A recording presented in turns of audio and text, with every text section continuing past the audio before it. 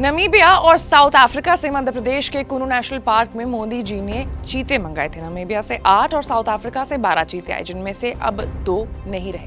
पहले जिस चीते की मौत हुई उसकी वजह साफ थी, तबीयत की खराबी। लेकिन अब जो दूसरे चीते की मौत हुई है उसकी वजह किसी को समझ नहीं आई। क्यों? आज हम इसी मुद्दे पर बात करेंगे कि आखिर क्या वजह है भारत लाए गए चीतों के मरने की, उन्हें कैसे बचाया जा सकता है और क्या कह रहे हैं experts. Hello and welcome to uncut, मैं हूं आपके साथ आशी सिंह।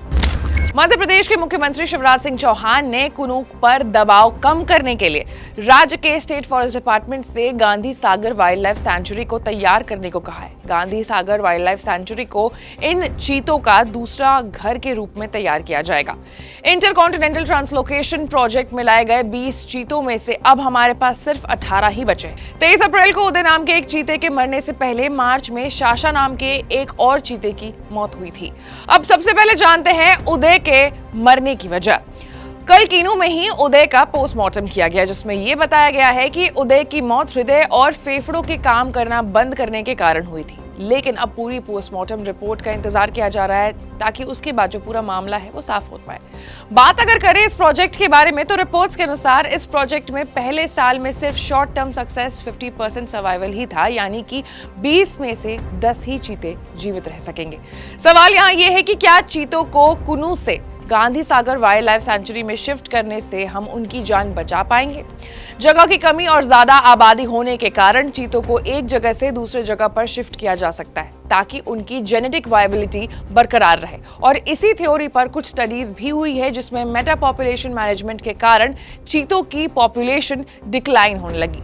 अब चीतों के मरने की कई अलग अलग वजह होती है, जैसे होल्डिंग कैंप्स, इमोबिलाइजेशन, प्रेडेशन और ट्रैकिंग डिवाइस के कारण चीतों की मौत हो रही है।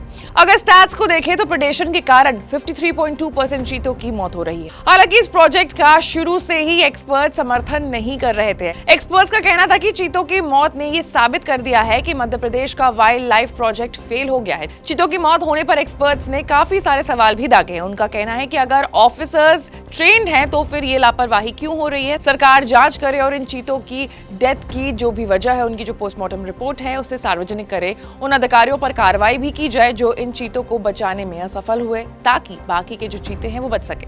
बता दें कि भारत में चीतों को बसाने के लिए 70 साल बाद नमीबिया और साउथ अफ्रीका से चीते लाए गए। पहले खेप में नमीबिया से चीते आए और दूसरे खेप में साउथ अफ्रीका से 12 चीते आए।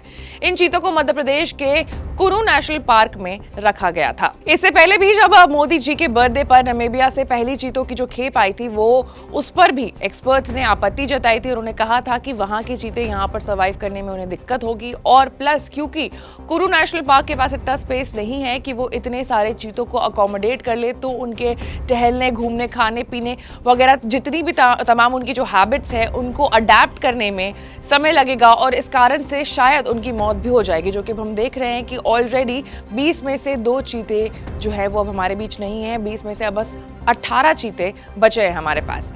आपको क्या लगता है इस पूरे मामले में? कमेंट करके अपनी राय हमें जरूर बताएं, और ऐसे ही तमाम बड़े खबरों से अपडेटेड रहने के लिए आपको अनकट को लाइक, सब्सक्राइब और शेयर करना होगा। मैं थी आपके साथ आशी सिंह।